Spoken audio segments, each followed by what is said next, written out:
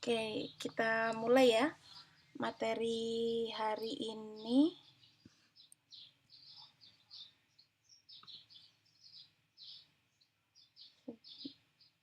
tentang survei error evaluation method ya.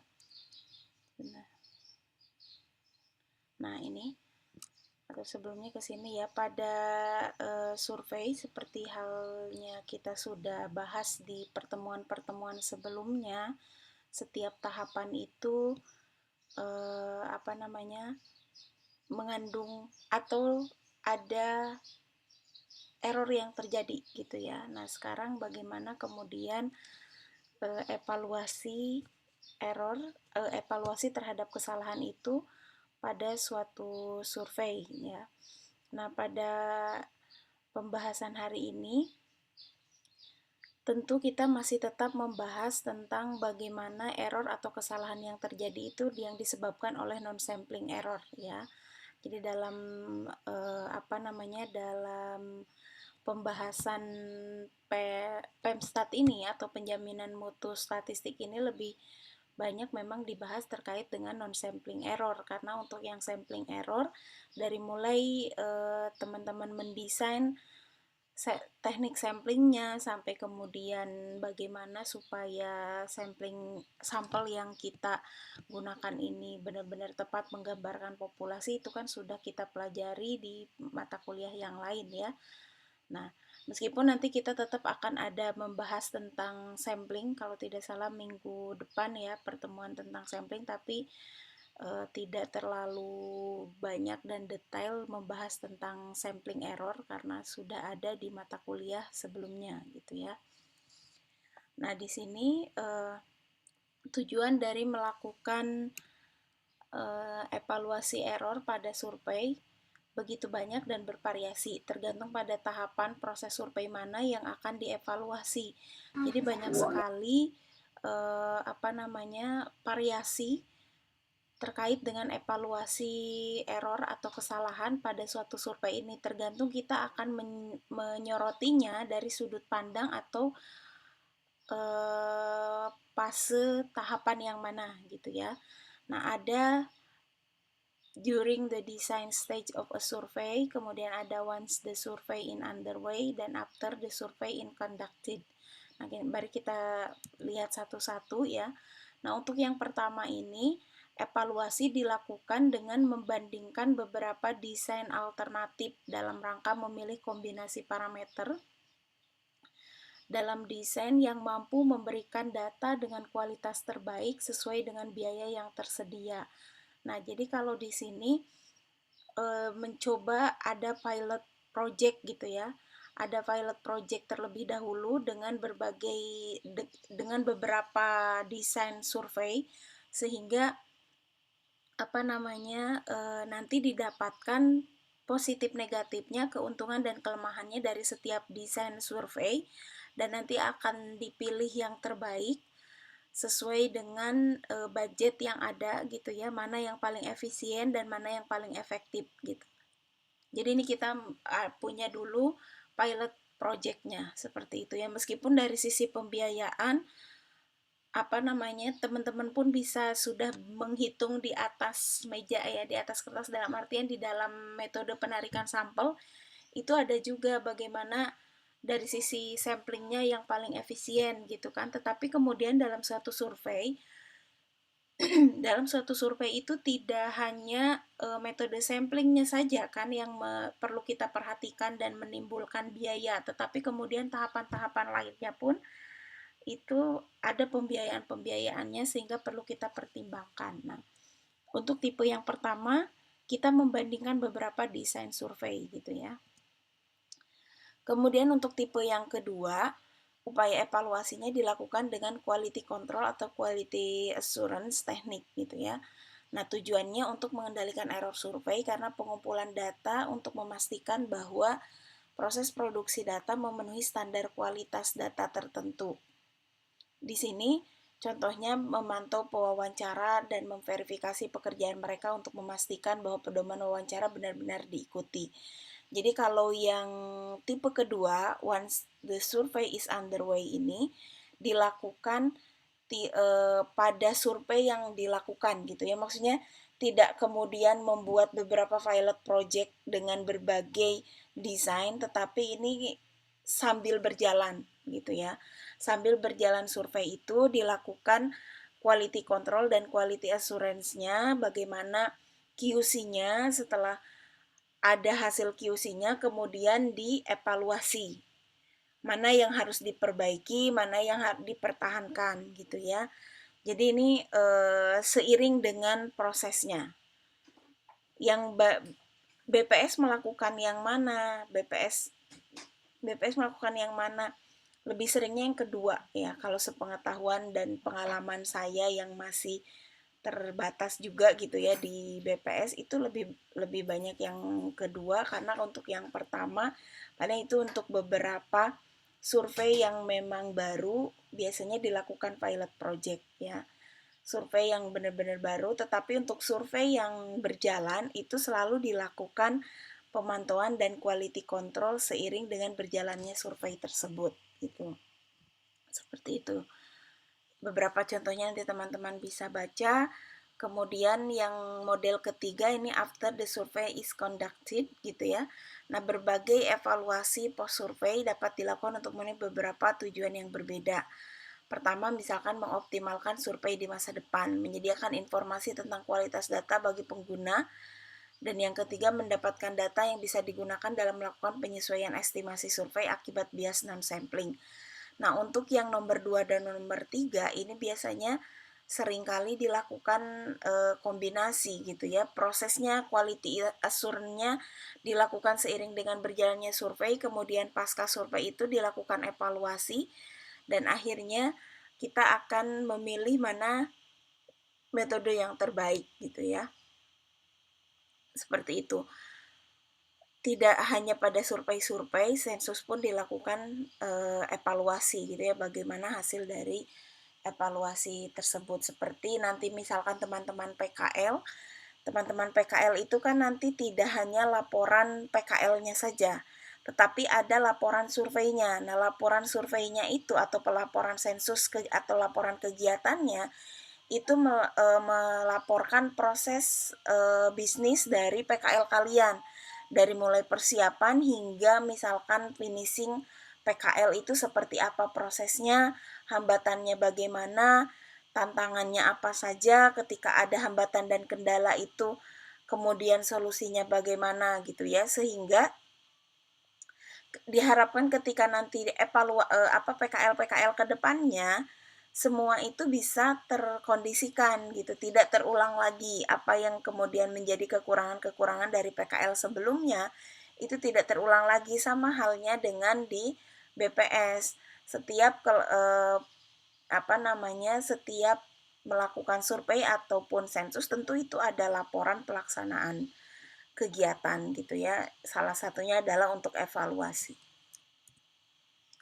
Nah, ini beberapa proses survei evaluasi atau survei error evaluation gitu ya. Ada kalau berdasarkan stage tahapan di dalam proses surveinya, dari mulai desain sampai dengan post survei gitu ya. Nah, di sini apa yang dilakukan evaluasi pada tahapan survei? Di sini kita melakukan expert review, melakukan kajian terhadap kuesioner gitu ya, baik secara terstruktur ataupun tidak terstruktur. Tujuannya apa? Di sini untuk mendapatkan kuesioner yang memang sudah valid dan reliable, serta secara sajian sudah baik gitu ya, enak dilihat gitu ya dari sisi layoutnya, kemudian tampilannya menarik bagi responden untuk yang bisa mengisi sampai selesai kuesioner tersebut. Apalagi untuk tahapan ini sangat penting ketika teman-teman menggunakan PEPI ya. PEPI itu supaya PEPI dan dia self enumerasi. Nah, PEPI dan dia self enumerasi itu sangat penting tahapan mendesain kuesioner tersebut. Kalau di KEPI memang tidak penting, Bu, bukan tidak penting, tapi kalau di KEPI kan tampilannya memang kaku ya, seperti itu gitu. Yang penting rapi, mudah terbaca, itu it's okay gitu. Tapi kalau yang PEPI, tampilan fisiknya itu dilihat gitu. Kalau belum apa-apa sudah jelimet, rumet, kelihatannya ya jangan harap responden mau mengisi, apalagi self enumerasi ya. Kemudian yang kedua, desain atau di sini ada garis miring pretest, lebih pada atau cognitive method ini untuk melihat bagaimana coding dalam kuesioner tersebut, apakah kemudian membingungkan responden atau tidak gitu ya. Kemudian memperhatikan sisi kognitif dari interviewingnya, dan di sini ada cognitive lab method itu maksudnya hal-hal lain yang kemudian lebih pada uji coba kuesionernya gitu ya. Nah, tujuannya adalah untuk mengevaluasi satu atau lebih tahapan dari proses responnya. Jadi di sini lebih pada bagaimana sih kuesioner itu kemudian bisa digunakan dengan efektif. Berarti kan uji coba kuesioner. Nanti teman-teman juga kan sebelum ke lapangan akan uji coba kuesioner. Ada uji pendahuluan biasanya ya kalau istilah di PKL. Nah, kemudian pretest survei atau post survei di sini lebih pada kita melakukan kajian, tetapi kajiannya lebih substantif ya, bisa interviewer group discussion, responden focus group, dan lebih pada pelaksanaan surveinya juga gitu. Kalau pretestnya ini lebih kajian dari uji coba, biasanya kita dilakukan bersama, ada juga yang kemudian mengundang expert lagi biasanya ya. Nah, seperti itu. Kemudian di sini evaluasi kuesioner dan collection prosedur, dan proses pengumpulannya itu seperti apa gitu. Kemudian masih pada pretest dan pelaksanaan survei. Nah, di sini lebih pada observasinya, mengevaluasi bagaimana cara interviewnya, kemudian penampilannya, identifikasi terhadap masalah-masalah yang ada di dalam kuesioner tersebut. Kemudian yang terakhir adalah post survey. Post survey ada experimentation, non-random observasi, internal konsistensi, dan seterusnya. Nanti kita akan bahas satu-satu ya. Tujuannya ini untuk membandingkan alternatif metode dalam collecting data, kemudian mengestimasi MSE, dan validasi terhadap survei estimasinya seperti apa, kemudian melakukan estimasi terhadap kemungkinan MSE yang terjadi dari semua komponen. Komponennya masih ingat? Ada berapa komponen sebelum UTS? Nah, kalau yang lupa boleh dilihat lagi nanti ya. Tahapan yang pertama, expert, kita lihat ya, expert review itu seperti apa. Nah, di sini lebih pada kajian tadi ya, bagaimana kemudian ketika misalkan kita melakukan kajiannya atau reviewnya secara tidak struktur. Jadi di sini reviewer membuat laporan terhadap konten kuesioner tersebut gitu ya. Kemudian intinya laporannya itu bagaimana kuesioner ini apakah sudah menggambarkan atau mencapai variabel-variabel yang ingin kita kaji belum gitu ya, sudah bisa mengukur hal itu atau belum. Kemudian apakah secara sajiannya sudah cukup baik gitu sehingga responden akan bisa atau akan mampu menjawab semua kuesioner tersebut gitu ya. Kemudian ketika dilakukan reviewnya terstruktur, maka dia akan dilakukan lebih sistematis gitu ya proses kajiannya, dari mulai kontennya sampai dengan proses bagaimana responden merespon kuesioner tersebut gitu ya. Seperti itu. Ini untuk expert report. Kemudian cognitive method. Nah, di sini lebih pada bagaimana metode sistematis untuk mencatat frekuensi jenis perilaku tertentu yang ditunjukkan oleh pewawancara atau respon selama wawancara. Jadi di sini kita melihat bagaimana si pewawancara melakukan pengumpulan data, gitu ya. Biasanya kita memberikan kode-kode tertentu gitu di dalam, ada kuesioner khusus. Nah, teman-teman D3 yang baru lulus kemarin, nah ini lebih ke Paradata. Salah satunya Paradata itu mengevaluasi survei gitu. Nah, Paradatanya kemarin studi kasusnya ke Sakernas.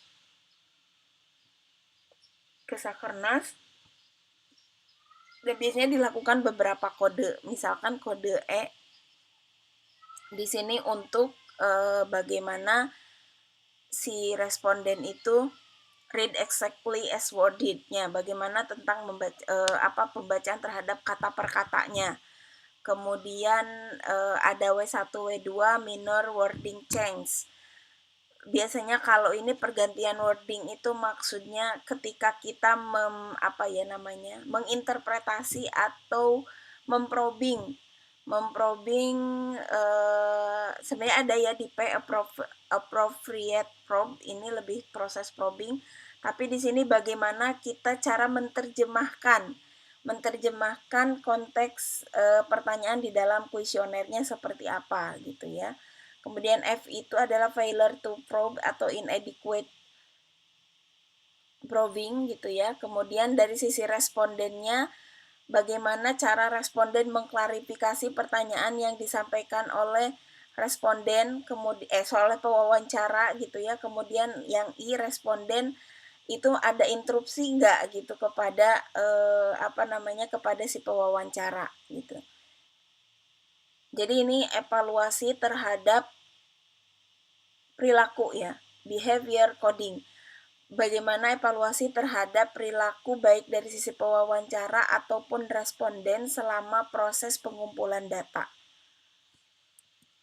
Kemudian, nah contohnya di sini nanti teman-teman melakukan perhitungan ada berapa kali gitu ya, nanti dibuat persentase. Kejadian exactly as awarded, kemudian minor wording change, dan seterusnya ada berapa kali, kemudian di persentase. Persentasenya terhadap apa? Persentasenya terhadap total kesalahan atau total kajian ini. Kalau misalkan teman-teman 5 ada E, W1, W2, I, dan C, ya berarti total kesalahan yang terjadi di E dibagi dengan atau kejadian yang terjadi yang masuk ke dalam kode E dibagi dengan total kejadian dari kelima kode ini. Cara membuat persentasenya seperti itu, gitu ya. Nah, behavior coding ini melibatkan penggunaan skema coding untuk mengklasifikasikan berbagai jenis proses wawancara antara pewawancara dengan responden selama wawancara ke beberapa kategori perilaku. Maksudnya ke dalam beberapa kategori perilaku responden gitu ya. Nah, tujuannya adalah untuk mengidentifikasi jenis dan frekuensi perilaku yang diyakini memiliki beberapa efek pada kualitas respon. Di sini tujuannya adalah untuk melihat efek dari perilaku baik dari sisi wawancara ataupun responden terhadap kualitas data yang kita kumpulkan. Seperti itu ya. Oke, kemudian selanjutnya cognitive interviewing ini berarti metode untuk mewawancara responden ya, lebih pada metode mewawancaranya sehingga kesalahan yang timbul dari tahapan proses respon tertentu dapat diidentifikasi oleh perancang survei. Contohnya di sini seorang interview bertanya misalkan ya, sekarang pikirkan kesehatan fisik Anda, termasuk penyakit fisik dan cedera.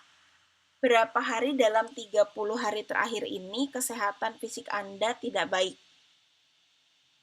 Nah, ini menjadi salah satu amatan. Apakah kemudian responden itu langsung menjawab spontan atau dia berpikir beberapa saat dulu gitu ya.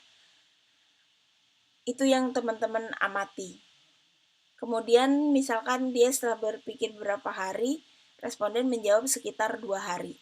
Nah, itu harus terinformasikan apakah dia menjawabnya dengan refleks gitu ya, berapa hari dalam 30 hari, atau misalkan bertanyanya begini, berapa lama dalam 30 hari terakhir ini Bapak mengalami gangguan terhadap kesehatan fisik ataupun cedera misalkan dan sebagainya gitu kan. Kalau responden itu langsung menjawab gitu kan, itu pasti ada pilihannya juga. Atau kalau isian di sana dituliskan responden langsung menjawab tanpa ada jeda gitu ya. Kalau misalkan berpikir berapa lama, itu disebutkan juga. Lebih baiknya malah terukur gitu ya, sekian detik gitu. Nah, menjawab terjeda sekian detik, berpikir dan terlontar sekian hari. Nah, itu akan menjadi pertimbangan. Pertimbangannya apa? Nanti untuk kuesioner berikutnya, apakah harus tetap begini atau tidak? Ternyata kalau begini pertanyaannya, akhirnya mengarahkan responden untuk membayangkan hal yang terjadi sudah sangat lama, gitu ya. Apakah hal ini akan menghasilkan data yang berkualitas jika kita bertanya seperti itu? Kalau secara konsep dan teori kan nggak baik ya, karena karena diminta si si responden itu berpikir suatu hal yang sudah lama. Semua orang itu memorinya tidak sama gitu kan. Ada yang bisa mengingat gitu lama atau enggak, seperti halnya saya. Ketika saya jangankan wawancara gitu kan. Ketika proses WFH ini kita harus membuat report laporan kerja kan. Mereview, kadang saya juga lupa, tidak setiap hari membuat report kerja. Mereview yang seminggu yang lalu aja saya suka mikir apa ya, waktu itu hari Senin saya melakukan apa saja, kemudian berapa lama jedanya dan sebagainya. Itu agak sulit, apalagi ini memikirkan 30 hari yang lalu. Nah, itu kan harus dipertimbangkan. Kalau kemudian dari sejumlah responden yang ditemui ternyata lebih banyak yang kemudian berpikir berjeda beberapa waktu, kan itu perlu dipertimbangkan. Apa time reference-nya tidak terlalu kejauhan?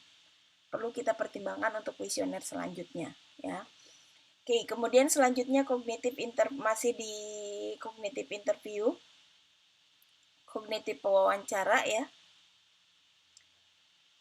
Pewawancara mengajukan serangkaian pertanyaan tentang proses yang digunakan responden dalam mencapai jawaban, seperti misalkan bagaimana Anda memutuskan jumlah hari itu, jelaskan untuk saya penyakit dan luka yang Anda masukkan ke dalam jawaban Anda, apakah Anda memiliki kesulitan untuk menentukan apakah hari baik atau tidak baik gitu.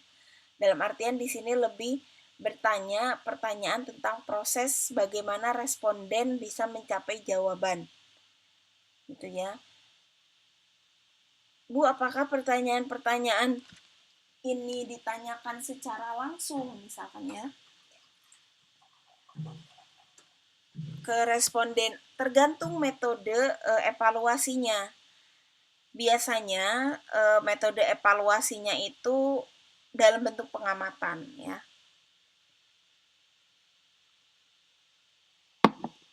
Dalam bentuk pengamatan, biasanya jarang ditanyakan secara langsung. Sehingga ketika teman-teman melakukan pengamatan atau evaluasi seperti ini, harus ditulis secara detail, ya. Apalagi kalau pertanyaannya terbuka. Nah, cognitive interviewing ini adalah metode untuk mempelajari proses kognitif responden selama wawancara dengan menggunakan pendekatan wawancara yang diperluas atau intensif. Seperti itu ya, itu definisinya. Kemudian tahapan selanjutnya other cognitive laboratory method.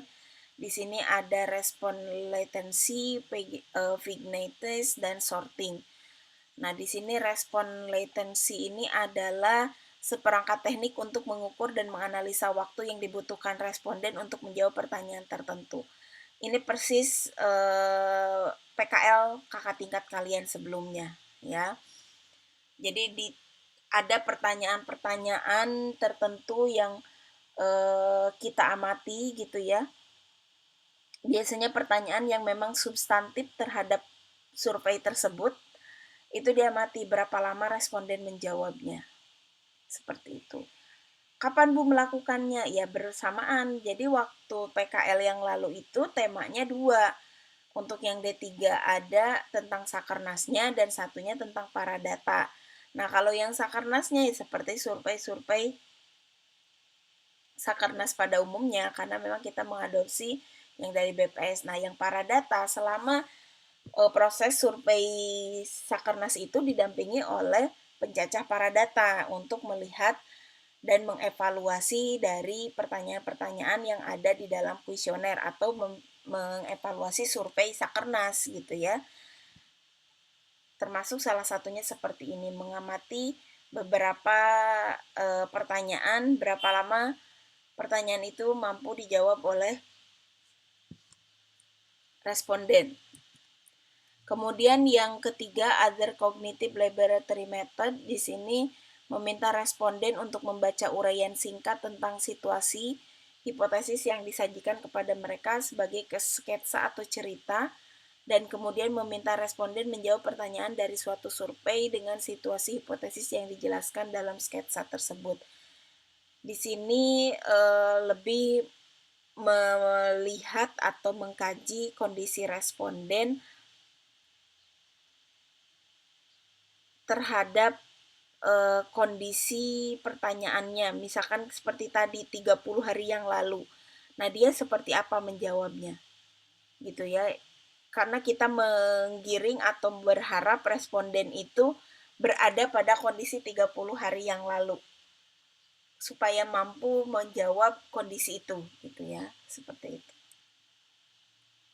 Kemudian sorting teknik, ini adalah subjek diberikan seperangkat benda yang disusun tanpa urutan tertentu dan diminta untuk menyusunnya sesuai dengan beberapa kriteria. Kalau ini biasanya lebih pada penyusunan pertanyaannya gitu ya, diberikan ini atau responden self enumerasi, dia itu akan tanpa kemudian kita pandu dalam artian mereka self interview gitu ya, mereka akan menjawab yang mana dulu, seperti halnya kalian ujian lah. Bu, boleh nggak jawabannya acak? Ya silahkan kalian menjawab yang mana dulu. Nah, ini ada juga proses sorting teknik ini. Dia akan lebih merespon yang mana dulu gitu ya, seperti itu. Kemudian tahapan dan proses lain di dalam evaluasi error survei ini, yaitu debriefing dan pretest observation. Nah, metode debriefing ini dapat memperoleh informasi yang berguna untuk evaluasi survei baik dari responden ataupun pewawancara. Nah, untuk lebih formal dan terstruktur dapat melalui focus group discussion ya di sini. Untuk kuesioner, pretesting survei juga dapat digunakan selama survei untuk memantau kualitas data di lapangan atau melalui fasilitas telepon. Nah, ini Ibu kalau pretesting selama proses survei gimana gitu kan sudah berjalan. Seringkali dalam proses survei itu nanti ada penegasan-penegasan. Ya, meskipun sekarang sudah semakin jarang karena kita sudah lebih banyak pengalaman ya. Awal-awal di BPS ketika saya masih di KSK, dalam proses survei itu biasanya ada penegasan. Apalagi di PKL gitu ya, di PKL meskipun sekarang udah agak jarang gitu ya ada penegasan seiring dengan waktu, seiring dengan pelaksanaan survei PKL itu udah makin jarang karena kita sudah lebih mengantisipasi semua itu. Tapi ini biasa kadangkala berjalan juga karena kejadian di lapangan itu kan sangat variasi. Kadang terjadi hal yang di luar dugaan perancang survei. Makanya nanti kan ada sistem komunikasi dari pusat sampai dengan daerah. Jadi apa yang terjadi di lapangan itu akan langsung di follow up ke atas dan kemudian direspon sama BPS pusat untuk tindakannya seperti apa. Ini masuk pada pretesting survei gitu ya. Untuk survei pretesting yang dilakukan dengan wawancara melalui telepon terpusat, pemantauan panggilan telepon adalah metode pengamatan yang sering digunakan. Ya, di BPS juga sama seperti ini. Kemudian yang melalui quality control ya, yang melalui quality control. Nah, metode yang diterapkan pada berbagai tahapan survei untuk meningkatkan kualitas data, untuk memastikan apakah telah memenuhi standar yang dapat diterima, dan untuk mengumpulkan informasi tentang kualitas survei data. Ini yang melalui monitoring dan controlling data quality. Jadi dilakukan dalam setiap proses tahapan survei dan dilakukan setiap pelaksanaan survei juga gitu ya, sehingga ketika survei-survei berikutnya itu hal yang kurang dari survei sebelumnya akan diperbaiki. Kemudian poin 2, supervisory observation during data collection. Nah, mengamati pewawancara secara langsung saat mereka melakukan wawancara bisa sangat efektif untuk mengidentifikasi jenis kesalahan tertentu dari pewawancara sehingga tindakan korektif dapat dilakukan. Pengamatan langsung terhadap wawancara juga bisa mendeteksi kesalahan lain yang tidak disebabkan oleh pewawancara. SDKI ini tim ya. Nah, tim itu ada yang mengamati langsung proses wawancara yang terjadi sehingga ketika ada kesalahan atau kekurang tepatan dalam proses tersebut maka bisa langsung diperbaiki.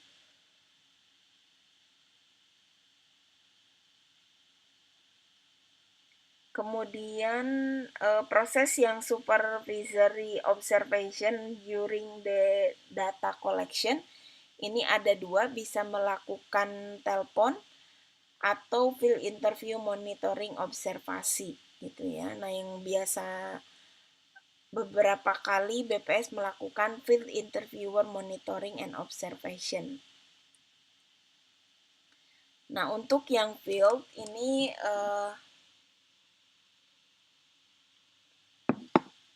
komputer audio recorded interviewing dapat potensial digunakan untuk a range of application ya. Di dalamnya bisa mendeteksi fabrikasi wawancara dan kesalahan dalam wawancara. Jadi kalau kita turun langsung ke lapangan,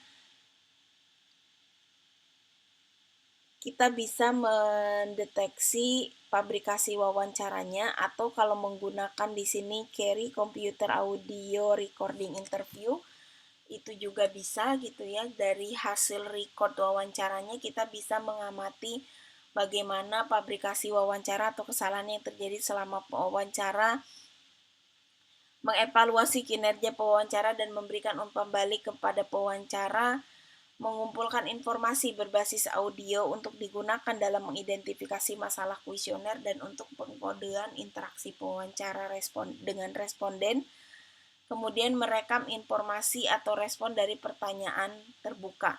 Jadi kalau pakai Carry, dia lebih mengevaluasi melalui record interviewer untuk mengetahui beberapa hal yang tadi kita simak gitu, yang tadi kita baca ini 4 poin ini.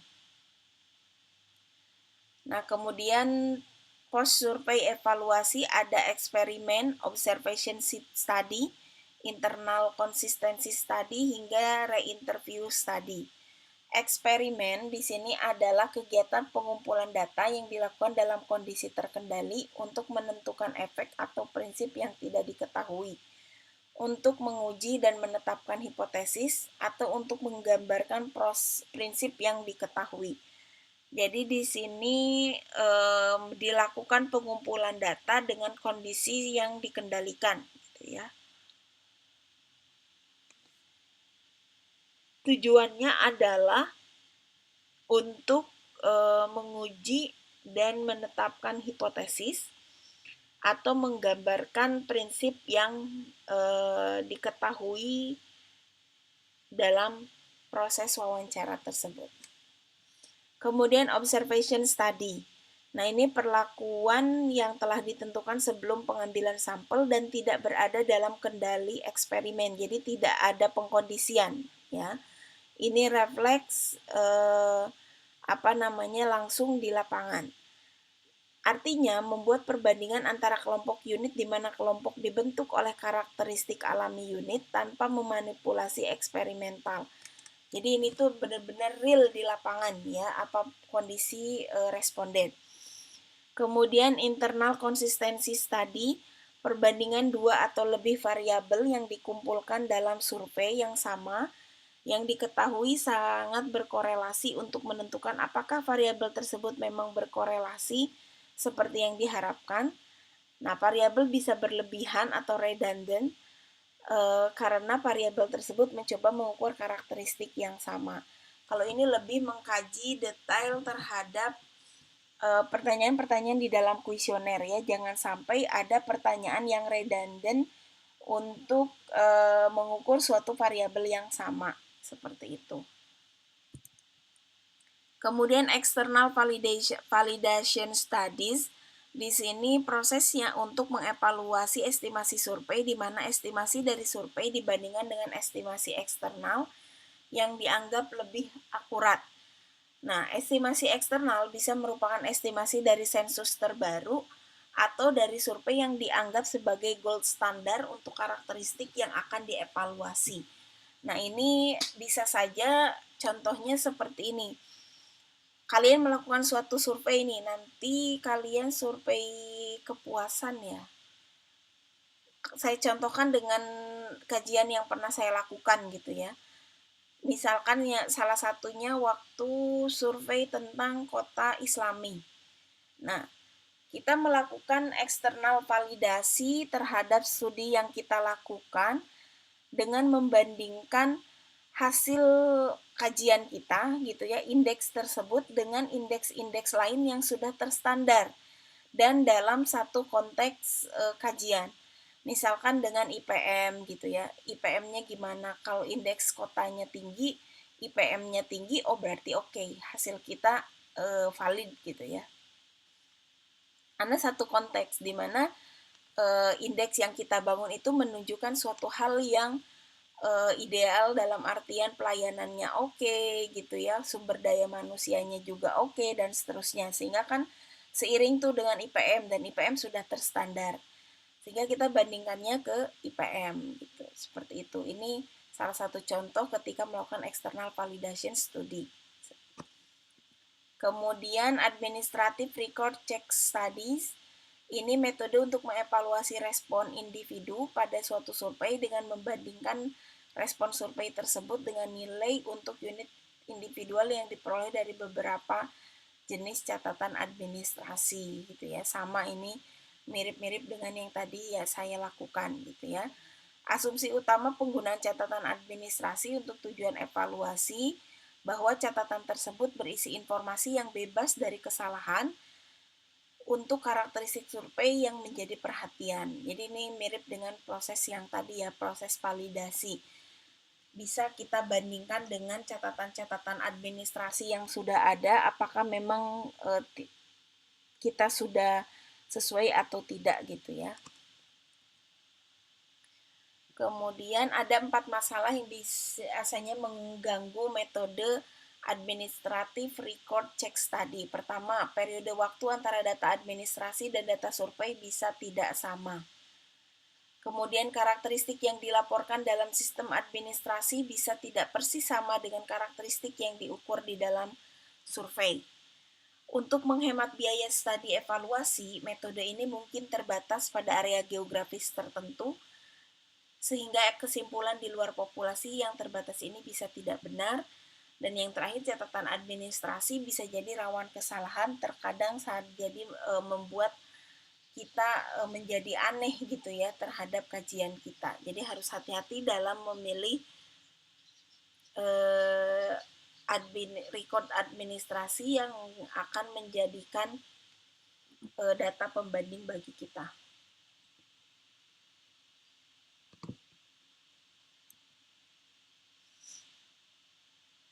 Kemudian interview study, responden dari sampel survei ditinjau kembali dengan mengajukan beberapa pertanyaan yang sama seperti yang diajukan dalam survei yang sebenarnya. Nah, ada juga proses evaluasi yang seperti ini. Dulu itu disebutnya apa ya, monitoring evaluasi, MONEP kalau nggak salah. Sekarang itu ada istilah baru, saya lupa. Jadi misalkan setelah ada sensus nih, sensus penduduk. Biasanya itu nanti ada penjaminan kualitas Nah, ya sekarang istilahnya penjaminan kualitas, kalau dulu Monep. Jadi orang pusat biasanya ditugaskan turun lagi ke daerah untuk mewawancara ulang beberapa sampel responden. Tapi tidak semua gitu ya, biasanya dituju hanya satu lokasi yang dijadikan sampel penjaminan kualitas. Nanti akan dibandingkan hasil yang pertama dengan hasil monitoring itu. Itu orang pusatnya langsung ke lapangan, langsung melakukan wawancara, keliling-keliling lagi gitu, benar-benar melakukan survei ulang yang nanti akan dijadikan sebagai pembanding terhadap hasil survei yang sebenarnya. Nah, di sini contohnya estimasi of gross income in telephone and face-to-face survey. Nah, di sini hasil survei estimasi 106, kemudian tax authority amount-nya 107, difference-nya ada yang bermin 1, min 4 gitu ya. Nanti diuji perbedaannya ini apakah signifikan secara statistik atau tidak. Sama teman-teman juga seperti itu, nanti membandingkan gitu ya, kalau melakukan monep itu data yang sesungguhnya dengan data yang sudah dilakukan oleh petugas penjamin mutu ya. Nanti dari perbedaan ini kita uji secara statistik apakah benar-benar berbeda atau tidak.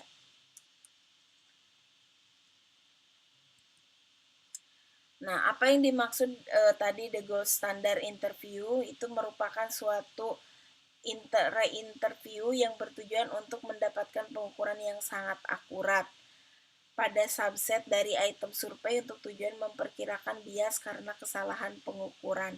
Seperti tadi diadakan monep atau penjaminan kualitas ya.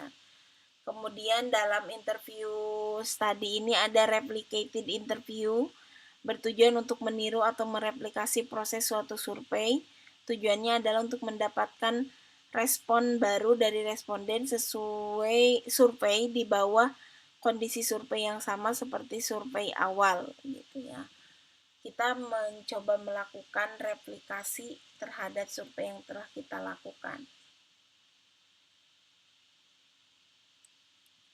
Balik lagi. Oke. Nah, ini comparison of gold. Nanti teman-teman coba bikin resumnya terkait ini ya, comparison of gold standard dan replicated interviewer survey. Silakan nanti teman-teman ini salah satu responsinya, berikan penjelasan terkait membedakan antara gold standard dengan replicated interviewer. Ada di buku Bimer ya. Nah, tujuan dari profil kualitas survei ini adalah untuk mendeskripsikan secara terperinci desain survei, estimasi, dan prosedur pengumpulan data pada suatu survei. Jadi kalian itu memang dalam pembelajaran quality control hari ini, kita belajar berdasarkan komponen-komponen yang akan kemudian menimbulkan error gitu ya.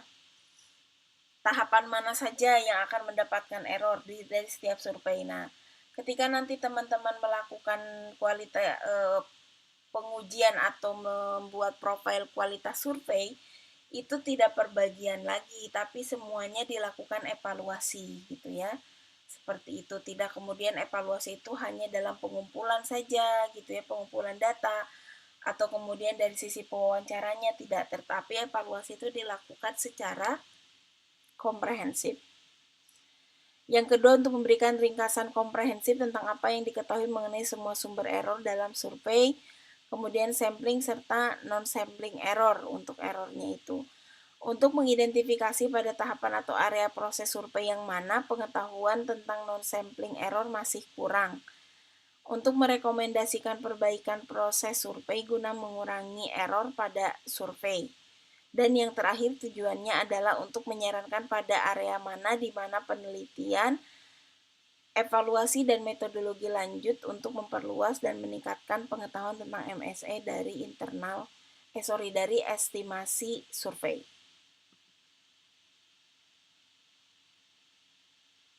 Oke, ini untuk expert quality profile outline for the SISS data collection section. Jadi prosedur dari mulai modelnya kayak gimana, schedule-nya, sampai dengan length of time complete kuesioner. Kemudian cognitive research dan pre-test ini resum dari evaluasi method. Ini responsi yang kedua. Nanti teman-teman bisa menjelaskan secara singkat aja ya. Yang tadi komparasi itu kan sudah ada sebenarnya di tabel, tapi teman-teman jelaskan secara singkat. Kemudian yang kedua tentang ini, expert of quality profile, outline for the SISS data collection section.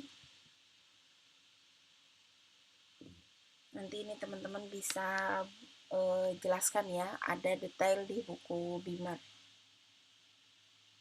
Oke, itu yang bisa saya sampaikan untuk materi hari ini. Silahkan jika ada yang mau ditanyakan.